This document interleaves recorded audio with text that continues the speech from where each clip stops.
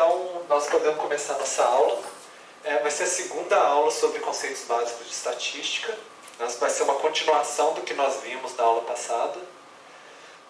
Começamos os primeiros conceitos, né? Agora a gente vai aprofundar e aplicar um pouquinho mais também, para a gente discutir mais como utilizar na prática.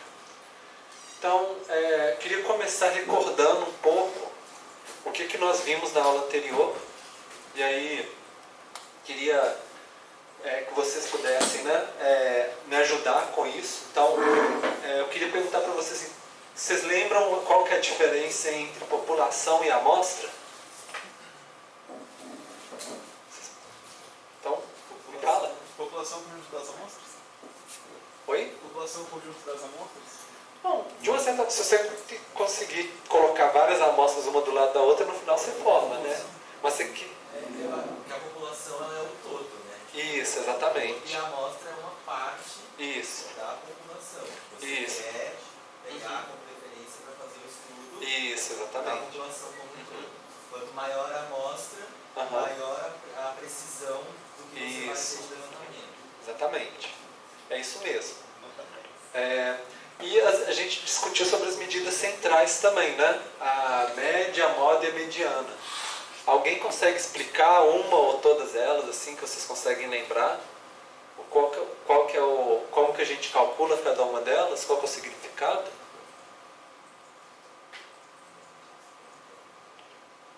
Alguém, gente, pode ficar à vontade, não precisa estar certo também, né? Só o que vocês lembram mesmo. A moda é o dado, o score que aparece mais vezes. Isso, exatamente. E os outros, gente? A Moda média e média. é a soma dos componentes dividido pelo número de componentes. Isso, exatamente. E a mediana? Metade dos valores das amostras. Isso, que tem metade maior para um lado e metade menor para o outro, né? Exatamente. Nós vimos também as medidas de variabilidade, a variância e o desvio padrão. O que significa isso, gente? Vocês lembram? A variância é o mínimo e o máximo, né? Não, essa é a amplitude. A amplitude é o mínimo e o máximo.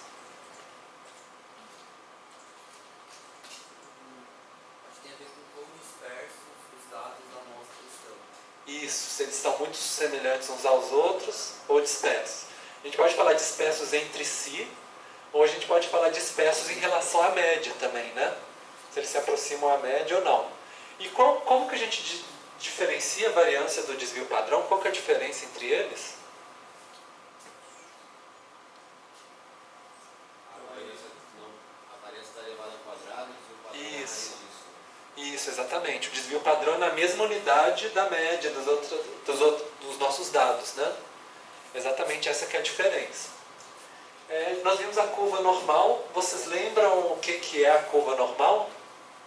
Onde a mediana, a moda e a média caem no mesmo ponto. Essa é uma das características. Tem alguma outra característica Ela é simétrica. da curva normal? Simétrica, né? Igual dos dois lados. O que mais que vocês lembram sobre a curva normal?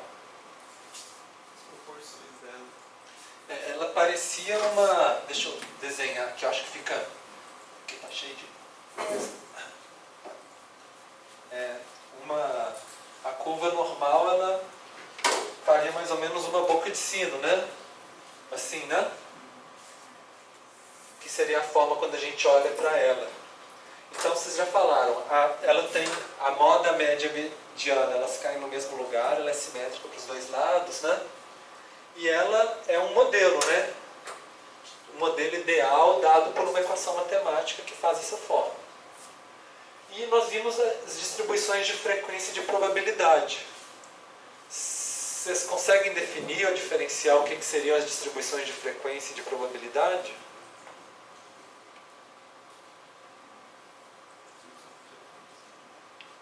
Hein?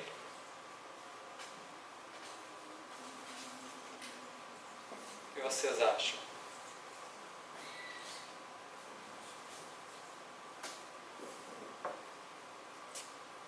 Difícil.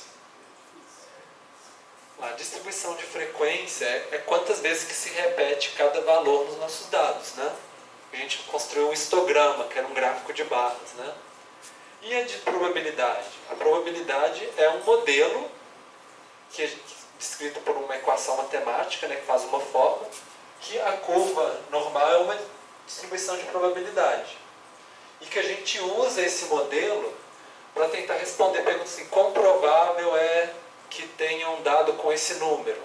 Ou que tenha um dado com um valor menor do que esse número? Vocês lembram do exemplo de aula? Menor do que 4, domicílio menor do que 4 habitantes, né?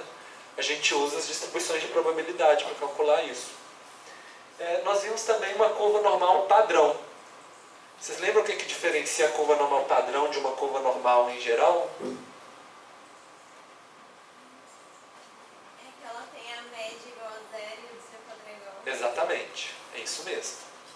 E aí tinha uma maneira da gente transformar os nossos dados, que tem média e desvio padrão diferentes, em um modelo que tenha média zero e desvio padrão igual a 1, né? Que é usando os scores padrões. Então, vocês lembram como que calcula o score padrão? Tinha uma fórmula, né? Simples. Difícil de lembrar? Tem duas coisas. Para a gente fazer a nossa média ficar igual a zero, o que a gente tem que fazer com cada dado? A gente subtrai da média. Então era x menos a média, né? Da nossa amostra. E para o nosso desvio padrão ficar igual a 1, o que a gente tem que fazer? Não. A gente divide pelo desvio padrão. Exatamente. Divide pelo nosso desvio padrão. E aí a gente consegue, se a gente fizer isso com cada um dos nossos dados, no final a gente padroniza eles, né? Para a média ficar 0 e o desvio padrão ficar 1. E aí a gente viu como que a partir desse score padrão e da curva normal padrão a gente consegue calcular a probabilidade. Vocês lembram que no final da aula a gente fez uma tabelinha, né? Que a gente olhava na tabelinha e falava assim: então é aqui, tem tantos por cento para um lado, tantos por cento para o outro, que era o caminho que a gente fez. E depois, no final da aula, a gente fez uma praticazinha com o SPSS, que foi o primeiro contato de vocês, para treinar um pouquinho que a gente viu na aula. Agora, a gente vai trabalhar com o que a gente chama de distribuição amostral e o teorema do limite central. Que é a gente vai um pouco mais além desses conceitos que a gente aprendeu até agora. Para começar, só para falar para vocês, está no capítulo que era para vocês terem lido, né, e submetido o resumo no dia. Então, a página 42 a 47, só 5 páginas. Mas como é um conteúdo um pouco mais denso, a gente vai trabalhar com mais calma, né, ao longo dessa aula. A ideia é um pouco da inferência estatística. Então a gente tem, esse aqui era um exemplo do livro, né? A gente tem a nossa população total, que é uma quantidade de pessoas, supõe, né? Só que a gente só tem acesso a uma amostra. A questão é que cada vez que a gente amostrar meio que aleatoriamente os nossos dados, talvez o resultado que a gente pega dessa nossa amostra vai ser um pouquinho diferente do resultado da nossa população total. Se a gente puder pegar só 4, por exemplo, se a gente pega, por exemplo, e vamos supor que a gente pergunta para essas pessoas assim: qual que é o seu nível de felicidade hoje, né? Pensando de 0 a 5, talvez, assim, 0 muito triste, 5 muito feliz. Aí a gente pega uma amostra que deu 4 a média de uma amostra. A outra, se a gente pegar aleatoriamente, deu 1, a outra deu 3. Vocês estão vendo que cada hora dá um valor um pouquinho diferente, né? A média da nossa amostra. E a gente ainda não sabe, mas se a gente fosse descobrir mais para frente, a média da nossa população seria 3, né? Seria isso, a média é 3 e a de cada amostra, né, com valores diferentes. Relembrando para vocês, quando a gente fala, foi um dos conceitos que a gente viu na aula passada, quando a gente se remete a uma população é parâmetro. Quando a gente fala da amostra, é estatística, né, as características. Então, a média, quando a gente está falando do parâmetro médio da população, é um uzinho com essa perninha, né? A U grega. E quando a gente coloca aqui, caiu fora, o tracinho era para estar em cima, ficou embaixo. Mas quando é o x com o tracinho, esse daqui, né? A gente está falando, por exemplo, o x com o tracinho, a gente está falando da média da nossa amostra. Então, quando vocês virem uma equação com o uzinho aqui, é porque é da população inteira. Quando vê com o xizinho, é porque é da nossa amostra, né? E aí, vamos supor que a gente amostra várias vezes da nossa população, tira várias amostras, todas aleatórias, né? E a gente resolve tirar uma média das nossas médias. Por exemplo, ou fazer um histograma das nossas médias, supõe, né? Quando a gente começa a analisar isso, a média das médias das amostras, né? A gente cria uma análise que a gente chama de distribuição amostral. Que é a gente pegar a média de cada um dos subconjuntos, né? E fazer um histograma com os valores de, por exemplo, aqui deu 3. Então, quer dizer, aqui deu, por exemplo, 3 amostras deram valor 3, 2 amostras deram valor 2, uma amostra deu valor 1, né? A gente construiu um histograma. Só que o histograma que a gente construiu na aula passada era o histograma de cada elemento, de cada pessoinha, né? Esse histograma aqui é um histograma que é de cada conjunto. É diferente. Por isso que a gente chama de distribuição amostral, não é mais distribuição dos elementos. Que é a distribuição de frequência dos elementos que a gente aprendeu na aula passada. E isso vai ter algumas características interessantes. Uma, não sei se vocês viram aqui, a média da nossa distribuição amostral deu 3, né? E que é certinho a média da nossa população.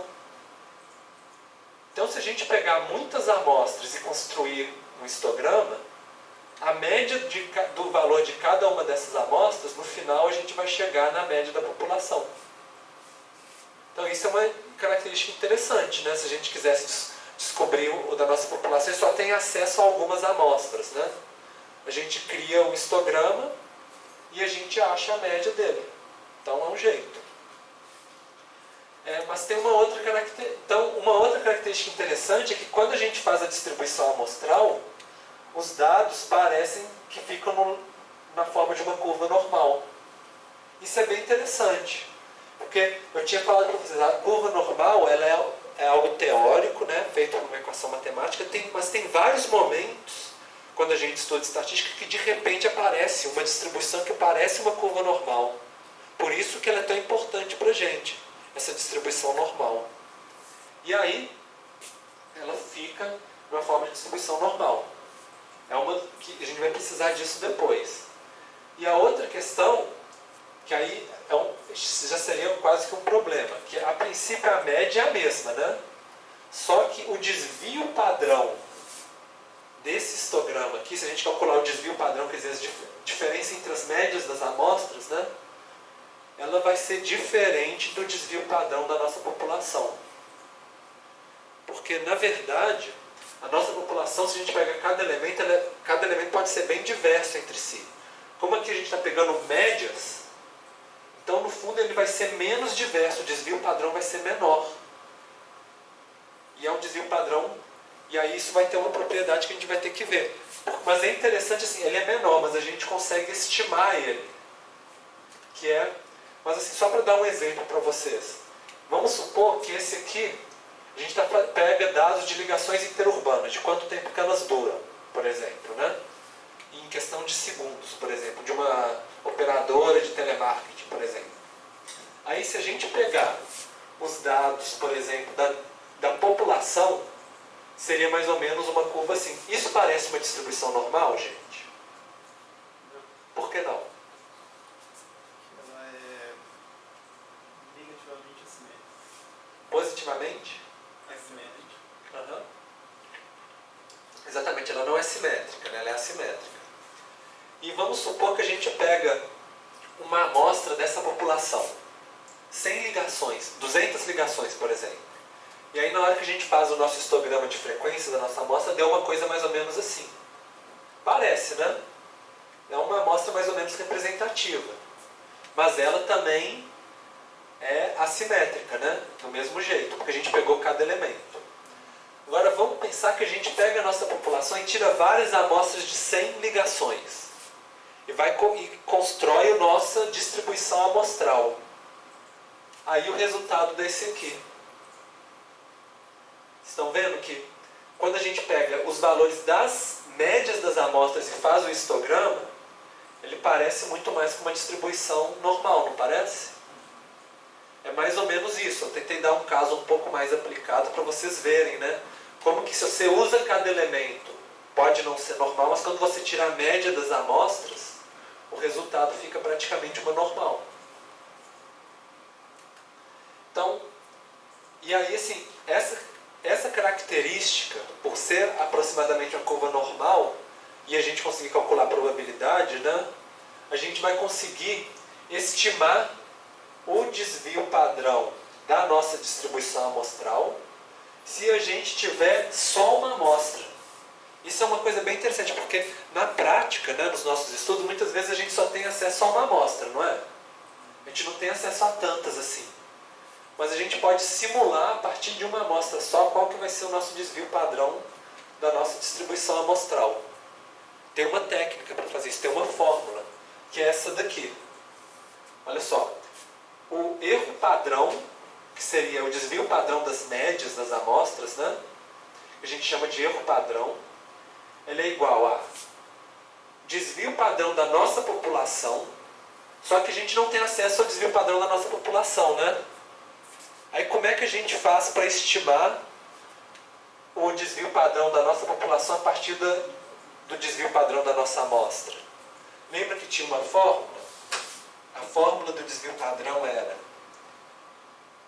raiz quadrada, né, da somatória de x menos a média elevado ao quadrado, né, dividido por n menos 1. Essa é a fórmula do desvio padrão, né? Essa aqui, se a gente não tivesse a raiz quadrada, era a variância, né, no caso. Vocês lembram o que era esse n menos 1 aqui? Grau de liberdade. O que é esse grau de liberdade? Aí dificultou, né?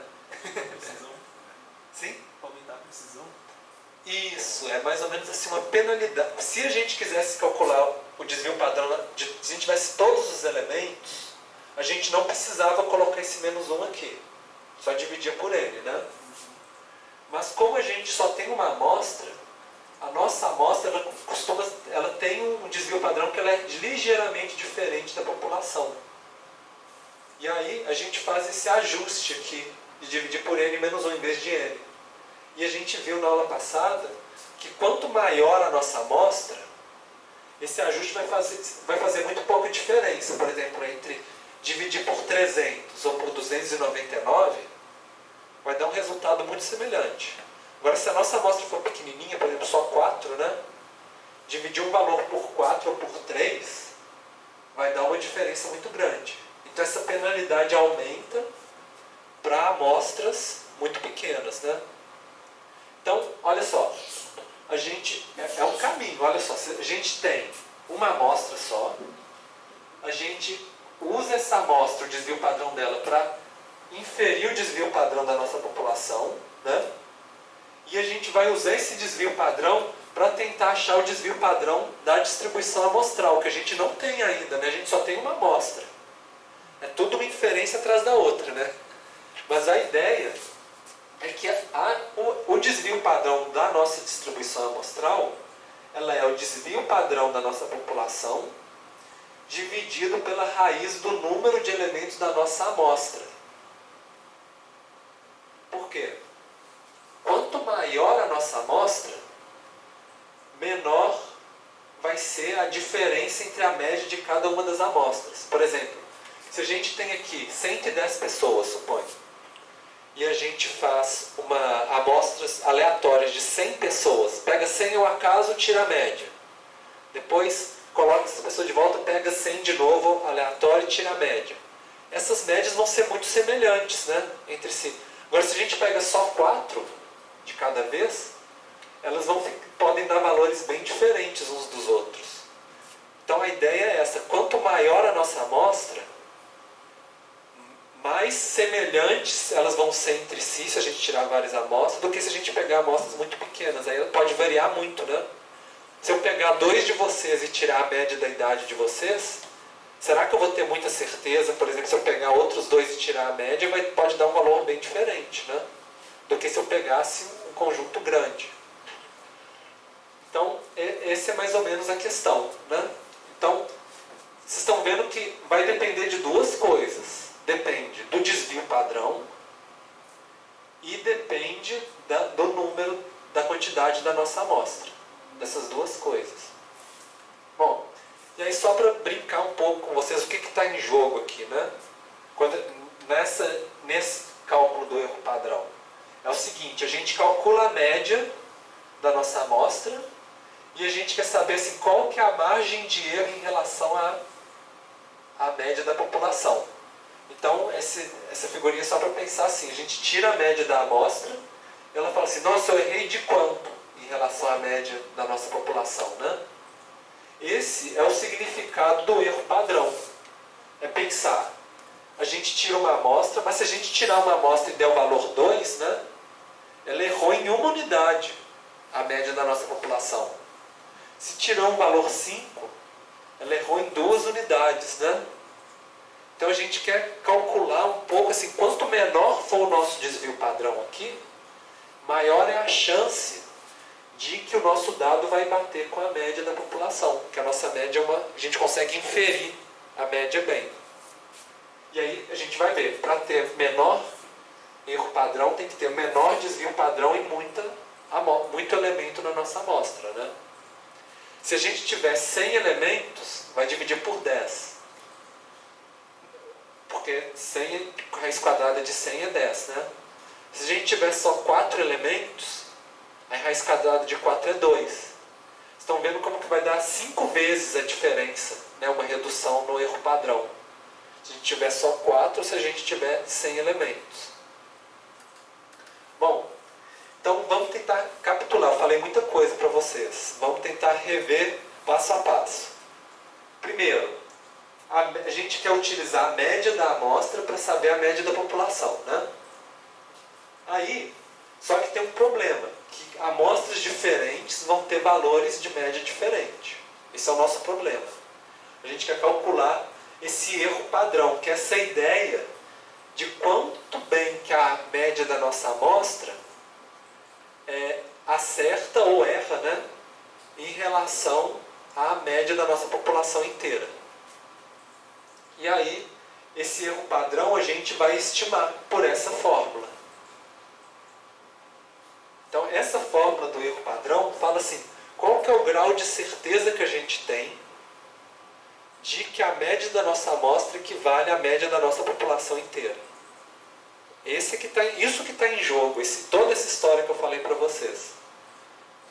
Quão bom a nossa média da nossa amostra é um modelo para a gente falar da média da nossa população. E, bom, além de fornecer esse indicador, a partir dele a gente consegue gerar um intervalo de confiança, usando uma distribuição amostral. É um passo além. O intervalo de confiança, talvez o exemplo que vocês estão mais acostumados, são, por exemplo, nas pesquisas eleitorais. Margem de erro? Uhum. Exatamente. Quando a gente fala assim, ó, tantos por cento estão querendo votar no candidato tal, porque a gente só tirou uma amostra, e por causa disso a gente fala, ó, mas tem um intervalo. Quer dizer, pode errar um pouquinho para cá, errar um pouquinho para lá, né? Então é esse intervalo de confiança que a gente vai querer calcular. Essa que é a ideia, o tema central da nossa aula de hoje. Então é mais ou menos isso. A gente vai calcular o limite, a gente vai falar assim, a média da minha amostra é essa. Mas tem uma chance dela estar errada um pouquinho para cá, um pouquinho para lá, né? Então é isso que a gente vai ver. Intervalo de confiança é isso. A gente vai falar assim, qual que é o limite que o valor da nossa população pode estar, de verdade, sendo que a gente só tem uma estimativa a partir da nossa média. Qual que é a variação, né? Pode estar... Então, não é simplesmente eu fazer um gráfico e falar assim, a média da minha população é essa, né? Aqui é a média, né? na verdade eu vou colocar um intervalo. Falar assim, ó, mas ele, da minha amostra é isso. Mas da população pode estar em qualquer intervalo aqui. Essa é um pouco a ideia do que a gente vai fazer. Então, vamos supor, e aí a gente fala assim, intervalo de confiança de 95% de confiança. O que isso significa? Significa o seguinte, se eu pegar 100 amostras e calcular a média delas, 95% dos intervalos de confiança vão estar dentro da média da minha população. Ou seja, se eu fizer 100 amostras, com 100 delas eu consigo estimar mais ou menos, né, bem, assim, com uma certeza, onde que vai estar a média da minha população. Nunca é 100% de certeza. Pode ser que eu dê um azar danado e pego só os elementos mais diferentes, né? Mas assim, 95% é uma quantidade, uma confiança relativamente boa, né, em geral. E aí como é que a gente... E aí, assim, só para brincar um pouquinho, né, o rapaz que é estatística, ele chega para a moça e fala assim, eu tenho 95% de confiança que você é a mulher ideal para mim. Porque estatístico nunca tem certeza, ele sempre coloca uma margem de erro, um nível de confiança. Então, é um pouco, a gente nunca mais vai afirmar uma coisa assim com tanta certeza depois dessa disciplina, vai mudar a interpretação que vocês têm da vida, né? Vocês vão começar a ver tudo com graus de certeza, de incerteza. Bom, então, trazendo um exemplo do livro, foi uma pesquisa que foi feita, né, com milhares de codornas, tentando ver quantos espermatozoides tem no esperma das codornas, numa ejaculação de uma codorna.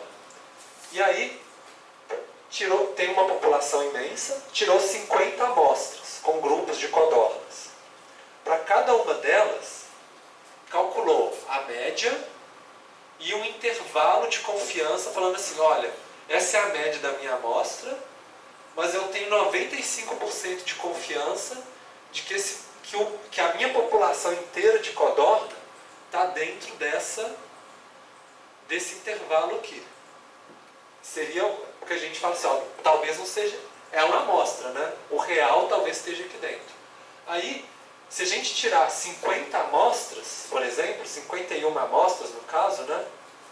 Praticamente só 3, 1, 2 e 3, tá vendo? Que o intervalo de confiança saiu fora do valor que na verdade é o valor real da média da população inteira. Então vocês veem assim, a maioria dos casos o intervalo cruzou o eixo da média, né? Então é mais ou menos essa que é a ideia. 3 de 51 dá mais ou menos 5%, não dá? Então é mais ou menos essa que é a ideia. Então tem realmente 95% de confiança. Essa que é a ideia, assim, de vez em quando você erra 5% das vezes. Mas 95% você acerta que esse intervalo é bom. E é um pouco assim, agora falando do exemplo, né, que a gente deu do início da aula, a ideia é essa, assim, 95% das vezes o nosso valor vai estar próximo da média. Mas a gente descarta os valores extremos, né? É uma outra maneira da gente interpretar. Quer dizer, grande parte das nossas amostras vão estar muito próximas, mas a gente descarta. É um pouco que a gente fez, lembra que a gente descartava os valores extremos na distribuição? 95% dos casos na distribuição normal? É mais ou menos essa ideia. Então vamos ver como que calcula. Primeiro, vocês lembram por que 1,96 era um valor Z importante? A gente viu esse valor na aula passada. 95%, quando a gente pegava a curva normal padrão, né? Ele delimitava aquele intervalo entre 1,96 e menos 1,96, dava 95% do nosso caso. E aí, supondo que a nossa distribuição amostral ela é uma curva normal, né? Porque ela vai tender a isso, a gente vai usar esses scores Zs para calcular o nosso intervalo de confiança. Mas aí só se a nossa distribuição amostral tiver uma forma de uma curva normal, que a gente viu que normalmente tem, né? Então pode. Então é isso, 95% entre esse e esse. E 258, vocês lembram? 2,58, vocês lembram por que ele era importante? Exatamente. E 3,29? Exatamente, é isso mesmo. Então, se a gente pode montar intervalo de confiança com 95%, com 2,58%, 3,99%, vai depender o quanto de confiança que a gente tem. Se eu quiser fazer de 95%, suponho que seria isso. Se eu quiser 99%, eu vou ter que subir um pouquinho, né? Para ter muita certeza de que está aqui dentro. Eu vou ter mais certeza, mas no fundo a gente perde um pouco, a gente vai ter que abrir muito, né? Aqui. Quanto mais impreciso, maior. Maior é a margem de erro, né? Que a gente vai precisar. Mais ou menos, se a gente quer ter muita segurança, aí a gente vai perder o foco, né? Um pouquinho. A gente sempre ganha uma coisa e perde outra. E só para relembrar, né? Como é que a gente calcula o score padrão, né? X menos a média dividido por S, né? Que esse é o desvio padrão. Então, é um pouquinho que a gente tinha conversado, 1,96 de um lado, menos 1,96 do outro, fica 2,5 para cá, 2,5 para cá, e 95%. Então, a gente quer ter 95% de confiança, né? E aí, agora a gente vai fazer um raciocínio que é o inverso do que a gente fez na aula passada. A aula passada, lembra, a gente pegou o número 4, que a gente queria saber a probabilidade de ter menos de 4 habitantes por domicílio, né? E a gente jogou nessa fórmula, né? Nessa fórmula de cá. A gente pegou 4 menos 2,6, que era a média, dividiu por 1,23, que era o desvio padrão, né? E aí deu um valor lá. 1,14, eu acho que foi uma coisa assim. Não tenho tanta certeza. E agora a gente vai fazer o inverso. A gente vai querer pegar o 1,96, que é o score Z, e vai querer jogar para ver que número que vai dar 1,96 com os meus dados da minha amostra. A gente vai fazer o inverso contrário. A gente vai querer pegar 1,96, que é o score Z, e falar assim, quanto que isso significa na unidade de medida da minha amostra, né? É o caminho inverso. Para isso a gente vai ter que fazer uma transformação dessa equação aqui. Mas é simples, tá, gente? Só vocês vão ter que lembrar o que vocês estudaram para o vestibular, quando o ensino médio, de equação, mas vocês vão ver que é simples. Olha só. A gente tem essa equação, que a gente vai colocar o Z, que vai ser 1,96. A gente quer achar o X, né? Então a gente faz o seguinte. O S que está aqui, se a gente quiser passar para o lado de cá, se aqui ele está dividindo, a gente passa para cá multiplicando. Então virou essa equação aqui. Depois a gente pega a nossa média, que está subtraindo, e passa para cá somando. Vocês também lembram disso, né? Transformação de equação. Com isso a gente isolou o nosso x do lado de cá. Então é só a gente resolver esse dado. Se a gente tiver a média, o desvio padrão, a gente consegue calcular e achar qual que é o valor de x, que é equivalente a 1,96 na curva normal, padrão, né? E para o menos 1,96 é a mesma coisa, só que a gente coloca um menuzinho aqui, né? Não tem problema. E aí a gente acaba com isso, a gente gera, se a gente substituir o S por erro padrão, que é porque a gente está falando da distribuição amostral, né? A gente chega nessa fórmula. Média menos 1,96 vezes o nosso erro padrão. O erro padrão, vocês lembram como é que calcula, ou não? Era essa fórmula aqui, ó. Só para mostrar para vocês, para relembrar, né? O erro padrão é P, né? É igual ao desvio padrão dividido pela raiz de N, né?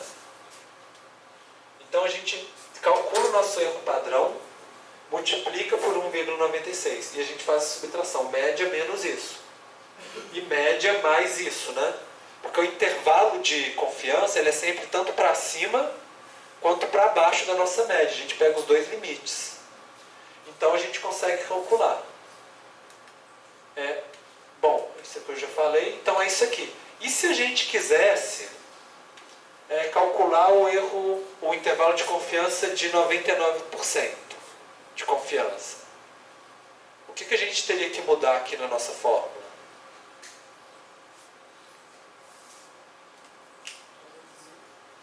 Oi? O Z que é quanto?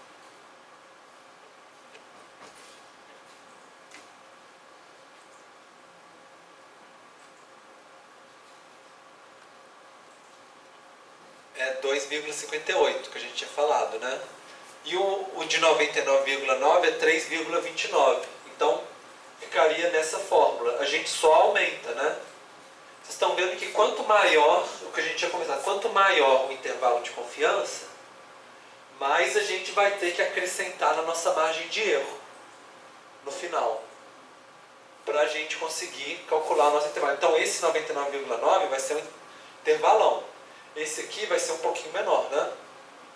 Mais ou menos um terço menor, né? Alguma coisa assim.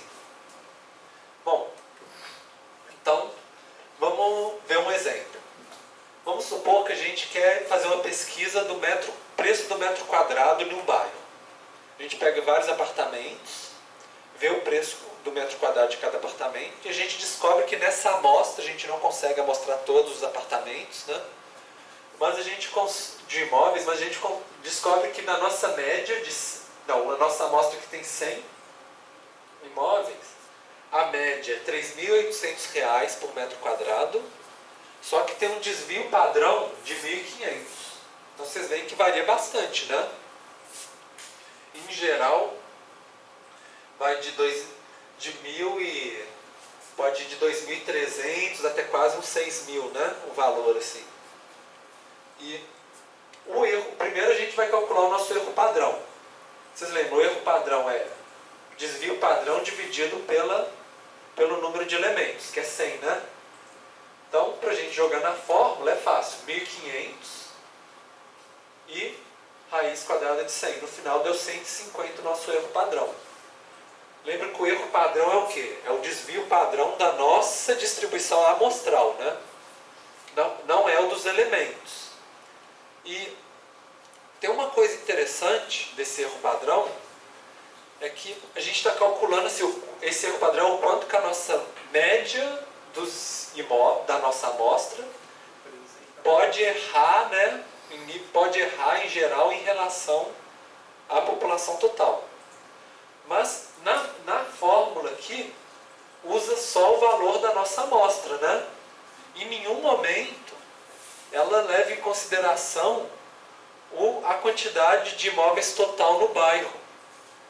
Então o nosso bairro ele podia ter 101 imóveis, ou ele poderia ter 1 milhão de imóveis. O erro padrão continua o mesmo.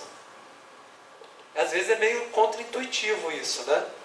Mas é interessante se a gente for pensar, por exemplo, nas pesquisas eleitorais, né? É isso também. Por exemplo, normalmente, numa pesquisa eleitoral, eles costumam mostrar 2.000 a 3.000, por exemplo, pessoas, para dar uma margem de erro, tipo de 5%, né, que é o oposto de 95% de confiança, né, o que sobra. E se você for fazer uma pesquisa, por exemplo, para prefeito, você pode amostrar, por exemplo, 3.000 pessoas. Vai dar essa margem de erro. Se você quiser fazer uma pesquisa, por exemplo, para presidente do Brasil, que é uma população muito maior, né, do que de um município, você pode amostrar a mesma quantidade de pessoas, que vai dar o mesmo erro padrão. Só que é lógico, você vai ter que amostrar aleatório do Brasil inteiro, né? Você não vai pegar só de uma cidade e achar que vale para o Brasil, porque tem diferenças culturais, de renda, né?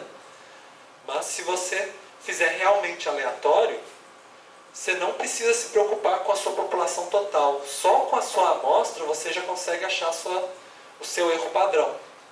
Sim? Então você está falando que quanto maior a população, mais fácil ter viés. Mas não, a população...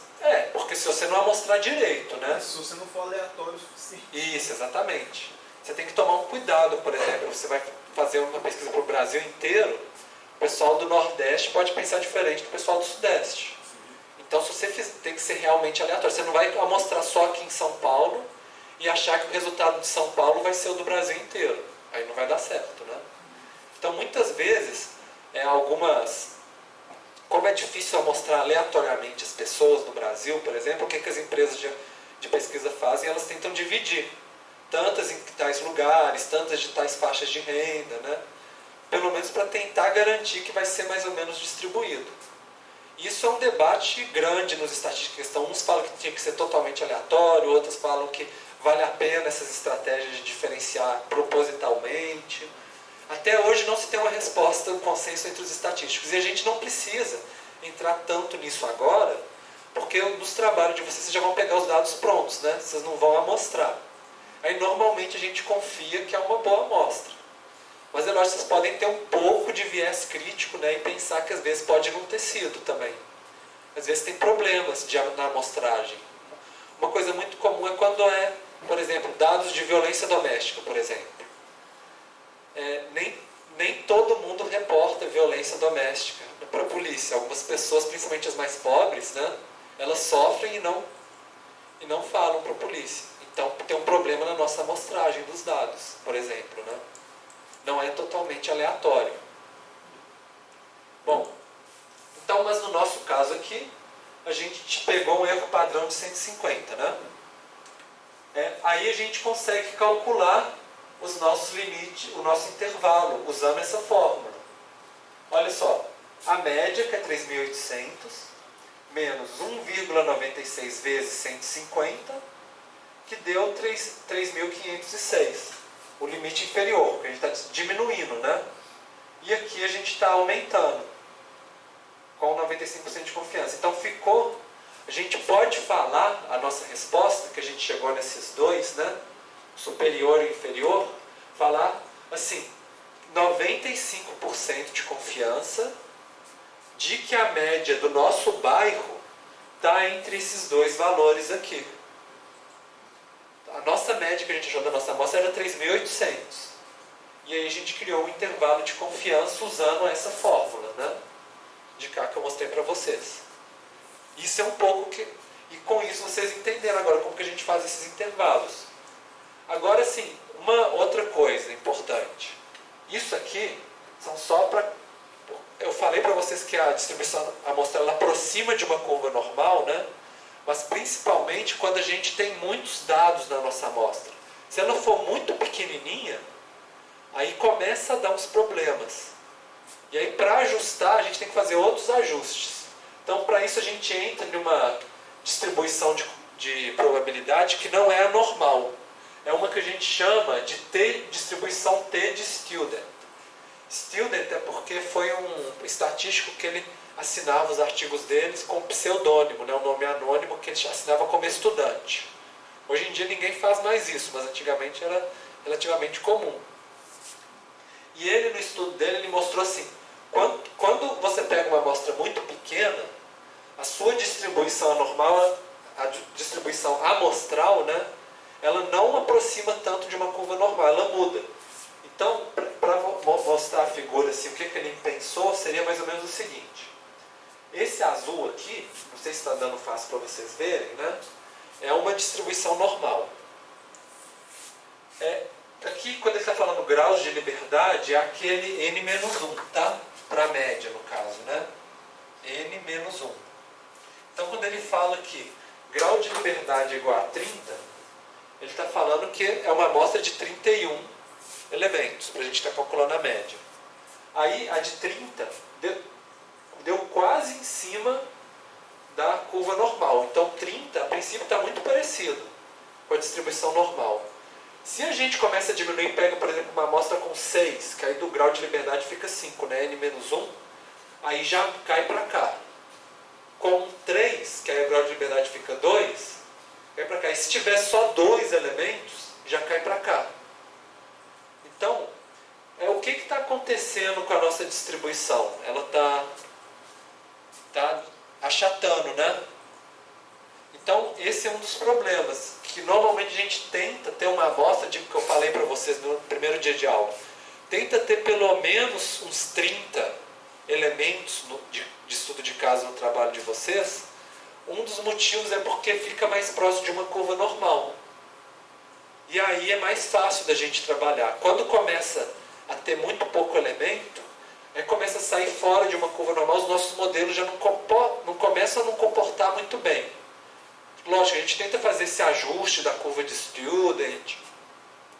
O SPSS faz isso automaticamente, né? Mas o ideal era que a gente tente trabalhar sempre com o normal. Então a gente tem que ter pelo menos uns 30 elementos no mínimo. Se tiver mais, muito melhor. Porque a gente viu que quanto mais elemento, diminui o nosso erro padrão, né?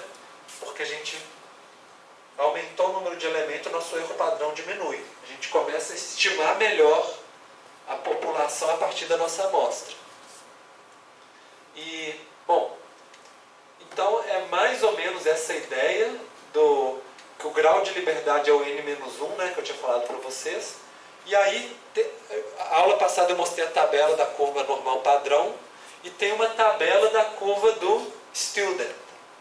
Que às vezes, por exemplo, se o professor de estatística também dá em sala de aula, numa turma normal, na hora da prova ele dá essa tabelinha, ou no final dos livros costuma ter, que a forma é mais ou menos semelhante que a gente usa. É mais ou menos o seguinte: esse aqui é a tabela para 95% de confiança.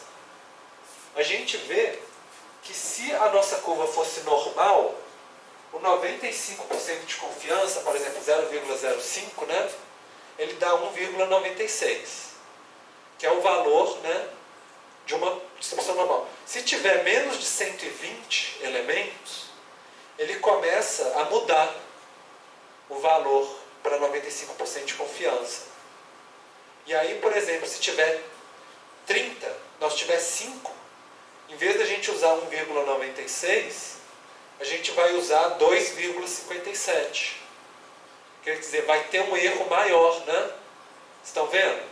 O erro com muitos elementos é 1,96. O erro com 5 é um erro maior, 2,5. E se for uns 30, dá 2, que é muito parecido de 1,96. Então, entre 30 e 120, normalmente vai aproximando bem aos pouquinhos, né? Até chegar na curva normal. Mas quando dá de 5 para baixo, 6, que seria grau de liberdade, quer dizer, 6 elementos ou menos na nossa amostra, aí a gente já começa a ter menos certeza, né, para estimar a nossa população a partir da nossa amostra. Bom, então vamos pensar um exemplo. Vamos supor que a gente quer saber, por exemplo, se a gente consegue estimar certo parâmetro da região do ABC, por exemplo, a renda vamos supor que a nossa população é a região metropolitana, só que a gente só tem uma amostra da região do ABC, supõe. E a gente quer saber se a partir dos dados do ABC a gente consegue estimar para a região metropolitana inteira.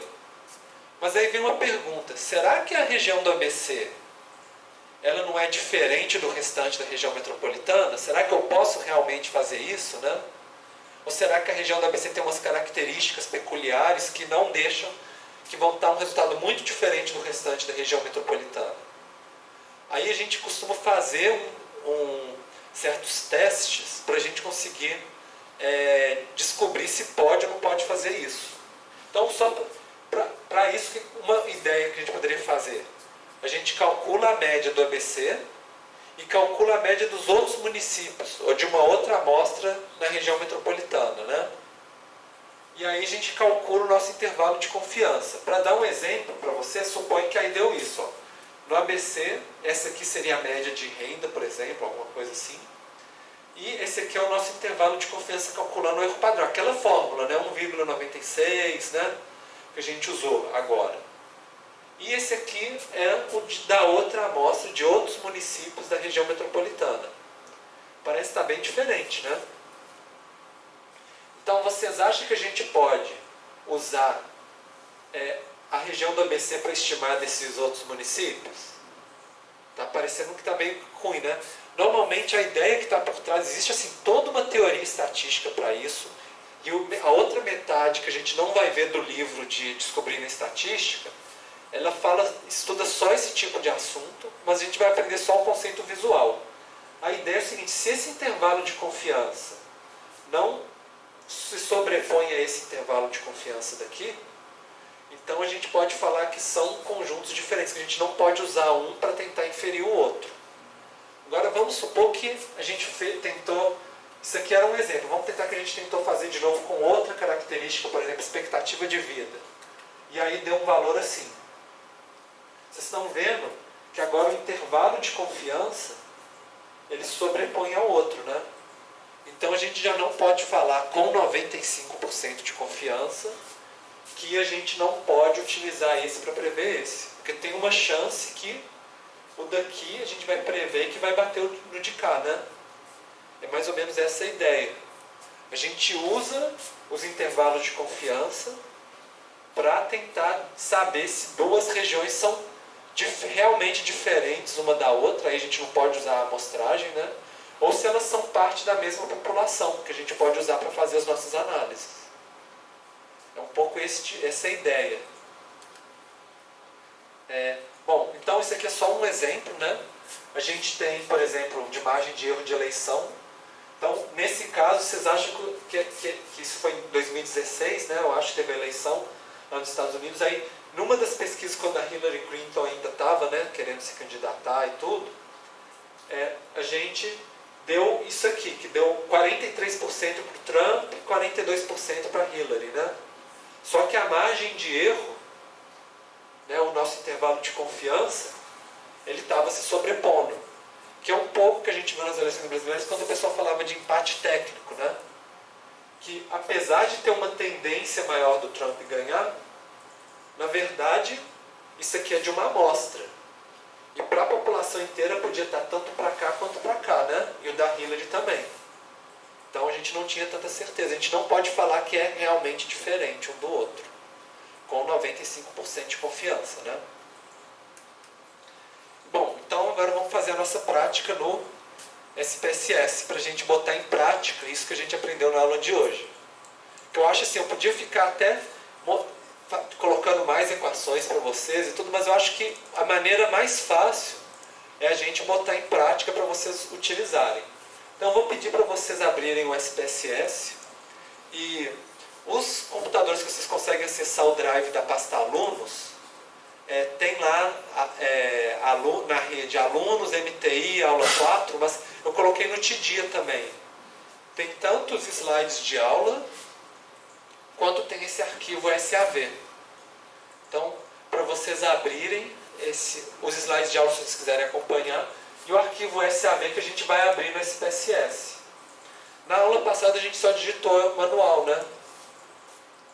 O SPSS ele abre arquivo XLS do Excel, CSV, DBF, né, que vem junto com o shapefile, mas o arquivo nativo do SPSS é o SAV, que é o que armazena, além de armazenar a tabela, ele armazena aquelas coisas que vocês digitaram, tipo se é numérico, se é ordinal, se é intervalo, né? Aquelas informações extras também. Então, quando que é omisso ou não, né? Então, vocês podem ir abrindo os dados de vocês. Alguém está com dificuldade para encontrar os dados? Todo mundo conseguiu abrir? Tá. Só se alguém tiver alguma dúvida ao longo da aula, pode levantar a mão que eu vou aí e ajudo vocês, tá? Fiquem tranquilos. Então, abriu os dados. Deve ter aparecido para vocês uma tabela. Lembra que tem duas abas, né?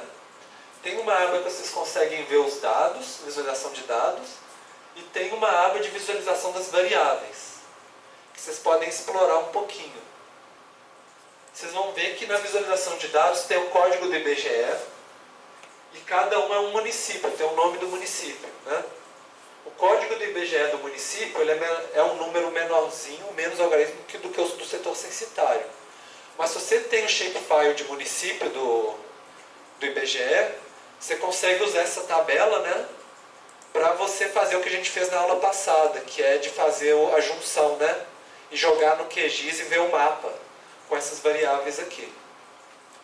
E aí, a gente tem centroide, renda per capita, PIB e outras variáveis.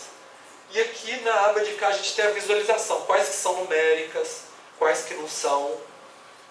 E a gente tem o rótulo. O rótulo vai ser muito importante porque ele tem toda a especificação técnica que às vezes o nome aqui da variável é muito pequeno. Então, por exemplo, saber que o AG022, o que é isso, né? Aí está escrito aqui, é a quantidade de economias residenciais de água, por exemplo. Então, o consumo 1 é consumo de água per capita da população total.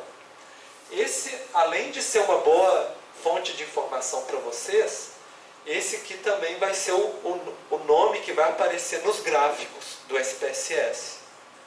Então, gente, isso aqui que vai aparecer lá. É sempre bom a gente colocar um nome que a gente entende, né? E a gente vai ter também aqui, uns são escalas, outros são nominais, né, que é para os grupos, dividir em grupos, e outros são valores quantitativos, né, que a gente já aprendeu na aula passada. Agora, eu vou pedir para vocês ir lá no menu, né, e vir analisar estatísticas descritivas e explorar. Na aula passada a gente usou uma outra ferramenta, uma outra aba, né? Uma outra opção. Agora a gente vai no explorar, que faz uma análise mais detalhada. O da aula passada era interessante para a gente fazer o histograma com a curva normal, que foi o que a gente queria analisar. Agora a gente vai pegar outros tipos de informação. Quando vocês forem explorar, vai aparecer uma janela para vocês. Eu vou pedir para vocês passarem para cá o consumo de água per capita da população total, que é o AG020, dividido por G012. Esse aqui é o consumo 1, né, que é o nome da variável. Não é o da população atendida não, viu gente? É o da população total. Só ele que a gente vai analisar. Se a gente quisesse analisar várias variáveis, era só a gente ir jogando elas todas para cá, mas agora a gente só vai analisar uma. E quando vocês clicarem em estatística aqui, vai abrir essa janela de cá. Provavelmente isso aqui já vai estar marcado. Mas é só para vocês verem que a gente quer estatísticas descritivas, que é o que a gente estudou na aula de hoje da última aula. E a gente vai falar o intervalo de confiança de 95% para a média. Agora você sabe o que significa isso, né? Se vocês quisessem que o intervalo fosse de 99%, era só mudar aqui. Mas no nosso caso vamos deixar 95%, que é o padrão. E aí vocês clicam para continuar e cliquem em OK mesmo, só para gerar a nova janela, né, de resultados. Deve ser rapidinho, né, para vocês. Alguém teve alguma dificuldade? Não? Tá. Então, lá na janela de resultados, a primeira tabela que vai ter é essa de cá. Vocês vão ver que existem 5.566 municípios na nossa tabela, só que a gente não tem dados, está ausente 20% dos nossos dados. Então agora vocês já entenderam que isso aqui a gente tem só uma amostra, né? Só que é uma amostra bem grandinha, olha só, 4.400 para a gente. Precisa de usar a distribuição de student para essa daqui? Não precisa, né? Tem muito mais que 120. Só que a gente vai tentar utilizar os dados dessa amostra para estimar para a nossa população inteira, né? Para a gente pensar qual que é a média do consumo de água no Brasil inteiro, mesmo a gente não tendo dados para o Brasil inteiro, né? E vai ter uma tabela embaixo que é das estatísticas descritivas. Vocês encontraram essa tabela? Acharam? Então vamos analisar um por um. Primeiro a média. Então a média do consumo de água na nossa amostra, né, é 24,7 milímetros por dia por habitante. E a gente... Milímetros? Não. Bom, tá. Milímetros acho que é por hora, não tenho certeza, mas a unidade de medida depois eu tenho que olhar.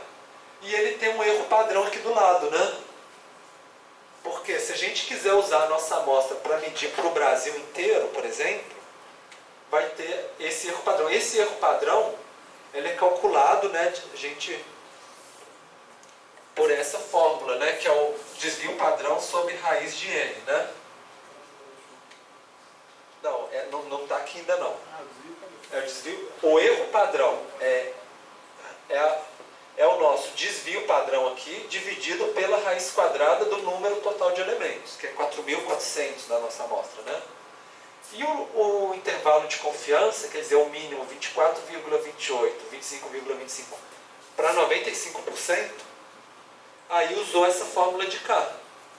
Pegou a média menos 1,96 vezes o nosso erro padrão, que está aqui em cima.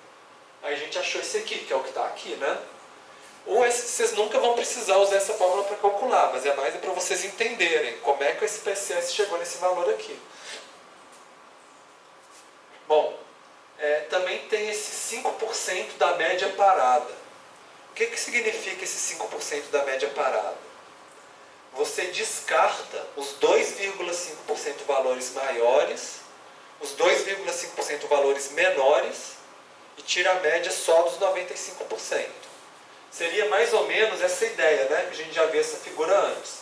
Descarta os maiores, descarta os menores e usa só o do meio. Aí deu esse valor 23,7. Por que vocês acham que foi menor do que 24,7? O que vocês acham? Tirou 5% das amostras. Uhum. Vai ver, nesses aqui tinha um que era muito alto, né? Alguns que eram muito altos, que estavam influenciando a nossa média, né? Quando excluiu, aí... E a mediana?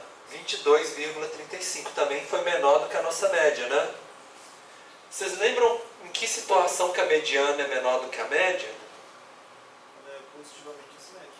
Isso, que é esse caso de cá, né? A gente tem uma média e a nossa mediana ficou menor, né? Então, provavelmente, os nossos dados têm uma forma desse jeito, se a gente fizesse um histograma. Muitos municípios que consomem pouco e alguns poucos que consomem muito, né? Mais ou menos essa é a ideia. Bom, aí tem a variância e o desvio padrão, né? A gente vê que tem um desvio padrão alto relacionado à média, né? Então, realmente, assim, vai ter municípios, assim, muito comum achar municípios que tenham, tipo, menos de 10 e outros que tenham mais de 40, por exemplo, por esse desvio padrão. A variância se levar isso aqui, esse valor ao quadrado, a gente chega no de cá, né? Tem o mínimo e o máximo, e aí, olha, o mínimo deu 0. Deixa eu ver como é que a gente está de tempo, tá? E o máximo deu 193, a amplitude, né, que você tinha falado. 193 é um valor bem alto, né, comparado com a média. Deve ser um dos que caiu fora quando tirou a média a parada. Pensa, né, ele usa quase 8 vezes mais do que... quase 8 vezes mais do que a média do Brasil, né? Mas, e esse aqui deu 0. Vocês acham que é possível ter um município onde o pessoal consome 0 de água? Se não tiver água encanada. Eu acho que você pegou justamente a questão que tem a ver com esses dados. Porque, assim, a princípio, todo mundo tem que beber água, né? Só que esses dados aqui do Sistema Nacional de Informação de Saneamento são dados fornecidos, é o dado relacionado à rede de abastecimento de água. Então, se tiver uma cidade que não tem rede de abastecimento de água, então ela vai ficar com valor 0 aqui, e ela informar, né, que não tem. Vamos supor uma cidade onde ela fica na beira do rio e todo mundo pega água direto do rio, ou da bica, ou do poço, ou de alguma coisa assim, né? E aí a gente tem um valor 0. Mas também poderia ser porque algum município digitou errado. Também pode acontecer. Quando a gente analisa esses valores extremos, às vezes a gente pode chegar assim, olha, tem um valor aqui que é totalmente incoerente. Tipo, vamos supor que tem um que, em vez de fosse 193, fosse 193 milhões, por exemplo. A gente fala, pô, esse cara aqui digitou errado, né? Não é possível. Então a gente poderia tirar esse valor fora também, né? E corrigir a nossa tabela.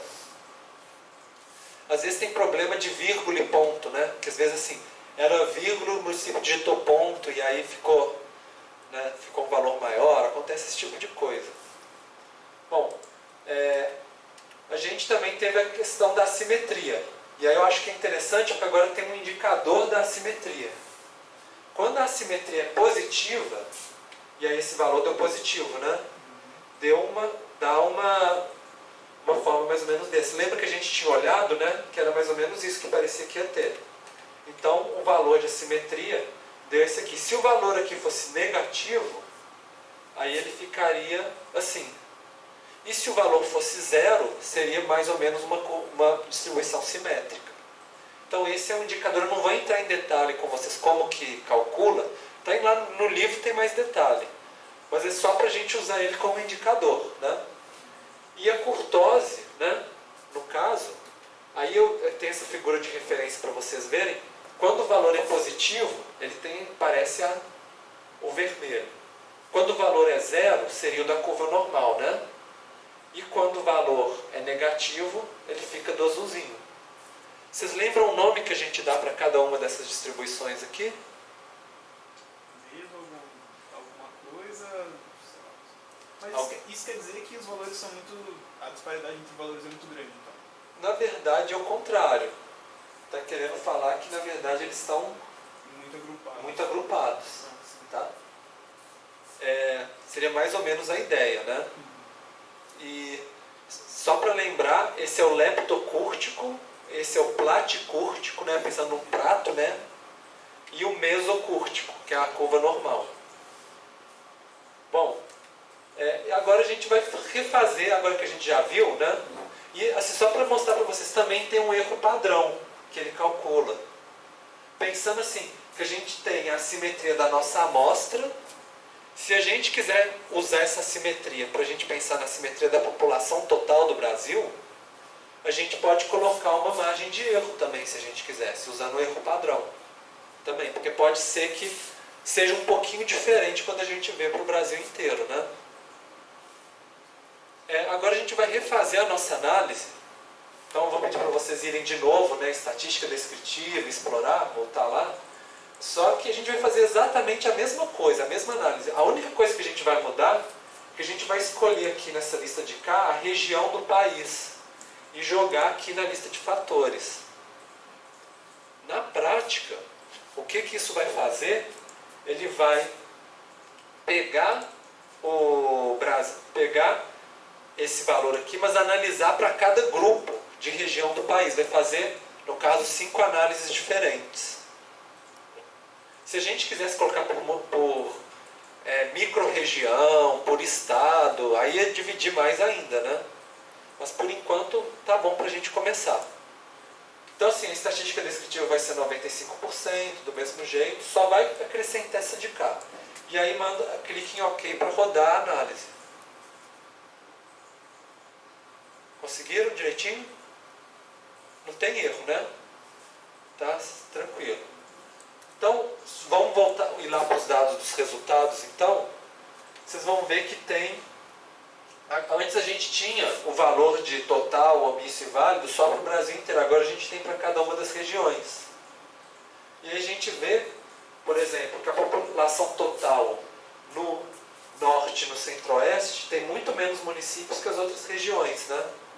Que são aqueles municípios grandões, né?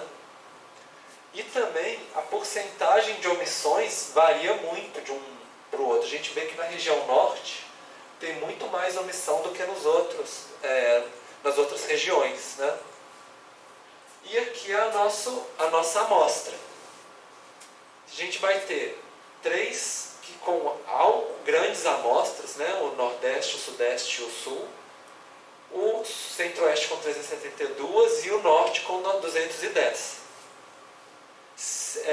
Isso vai influenciar o quê? Vai influenciar o nosso erro padrão, né? Porque lembra que quanto maior a amostra, menor vai ser o nosso erro padrão, né? Mas vocês acham que ainda é suficiente para a gente usar uma distribuição normal? Ou teria que usar T de student para algum deles? Eu acho que pro norte Para o norte ainda dá para ser a normal, porque está acima de 120.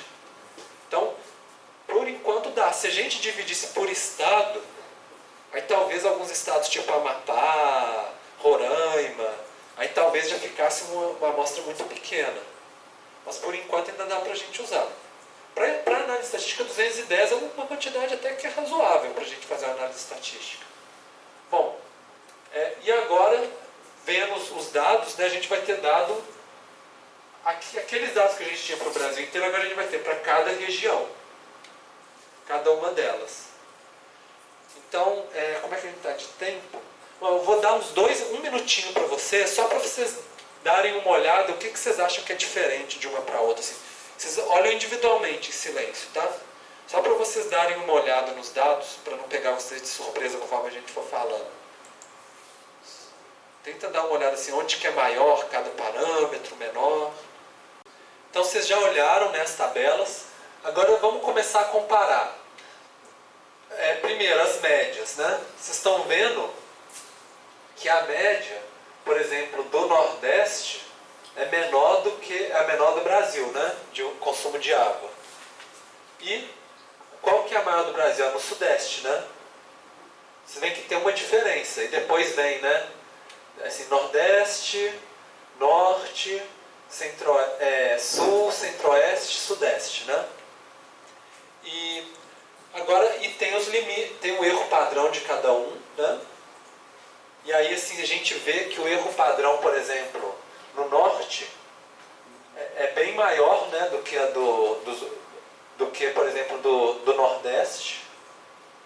E o do Centro-Oeste também é relativamente alto. Por que vocês acham que o erro padrão da região Norte é maior do que a dos outros? Porque só tem 50% das amostras disponíveis. Na verdade, na fórmula para calcular o erro padrão não entra a porcentagem de dados ausentes. Não, mas a fórmula é essa daqui. É que eu penso que é menos preciso. Isso intuitivamente a gente ia pensar, mas não é verdade. O erro padrão ele tem a ver só com o número de elementos da nossa amostra e com o desvio padrão. Então, das duas, ou as duas juntas. Ou o desvio padrão no norte do Brasil é muito alto, por isso o erro padrão fica mais alto, ou a quantidade de amostra, de elementos nele, é bem menor do que a das outras regiões. Isso, mas aí é o tamanho do elemento da amostra. Se a gente for pegar aqui, né, o importante não é a porcentagem de dado omisso, o importante é o tamanho da sua amostra, tá? É isso que vai influenciar os seus dados.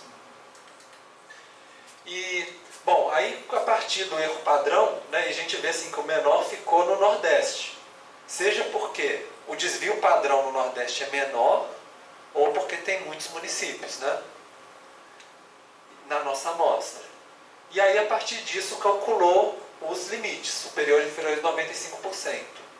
Agora vem uma pergunta para vocês. Vocês acham que os intervalos de confiança estão se sobrepondo? Tem algum que está se sobrepondo? Sul com Centro-Oeste, talvez. Do Sul com Centro-Oeste? Vamos ver. Também não. Também não, né? Então, nenhum está se sobrepondo, né? O que isso significa? O que vocês podem dizer? Que a média nacional tem um erro muito grande? Não. Na verdade, significa assim, que a gente pode falar com 95% de confiança, pelo menos, que a média de cada região é diferente uma da outra. Que se a gente tirasse uma outra amostra aleatória de cada uma dessas regiões com o mesmo número, né, com certeza a gente ia manter o Nordeste com menos, depois ia vir o Norte, depois ia vir o Sul, depois ia vir o Sudeste, né? Ia manter a mesma ordem. Mesmo a gente reamostrando tudo, tirando a nova amostra, no final, como esses intervalos não se sobrepõem, a gente pode falar que a gente sabe que essas regiões são diferentes. Seria mais ou menos esse o sentido, né, da nossa análise. Bom, então a gente tem os dados de cada região, né? Aí eu já discuti com vocês como que o desvio padrão afeta, né, o erro padrão de cada região. Agora queria que vocês analisassem qual região vocês acham que aproxima mais de uma curva normal. Que os dados internos dessa região têm uma distribuição mais próxima de uma curva normal. Norte, por quê? A simetria dele é mais perto dela. E a curtose? É negativo. Não, é mais próximo de zero também, né? Então, se a gente for ver a região que a simetria curtosa aproxima mais de zero é a região norte. E qual que ela se afasta mais da curva normal? Sudeste, né? 1.2, 6.4, né? Se bem que o sul está 18, né, de assimetria, né? Então, é 2.6 e 18, né, de assimetria. Talvez o sul é o que afasta mais da curva normal. É mais para vocês pensarem, né? Para vocês começarem a ter esse tipo de compreensão também. E como que esse afastamento da curva normal, como que vocês acham que ela vai influenciar a diferença entre a média e a mediana? Aí no caso pensa mais na simetria, né? No caso, que vai influenciar mais. Como é que vocês acham que influencia?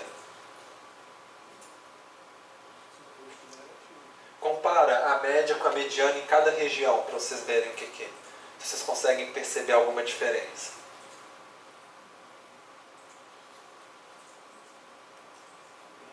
Em comparação ao norte, bem alta. Qual que é bem alta?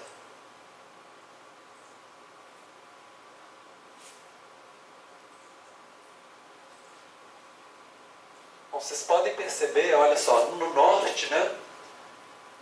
A média é 18,2 e a mediana é 18,8, né? A mediana ainda é maior do que a média, mas só um pouquinho, né? Se a gente pegar o sul, que tem uma simetria grande, 26,4, que é a média, mas a mediana é 24,2. Quer dizer, aqui era quase meio de diferença, e aqui é mais do que 2 de diferença, né? Da média mediana. Então, quer dizer, no lugar onde tem maior assimetria, a gente vai ter uma distância maior entre a média e a mediana. Bom, era isso que a gente tinha para ver para hoje, né? A ideia é ter uma atividade agora também. Eu ia marcar para terça-feira, sabe? Mas já tem uma atividade para terça, né? E o pessoal do diurno, eles me pediram para eu prorrogar essa atividade para quinta. Quinta-feira que vem é feriado, né? Você sabe. A gente não vai ter aula.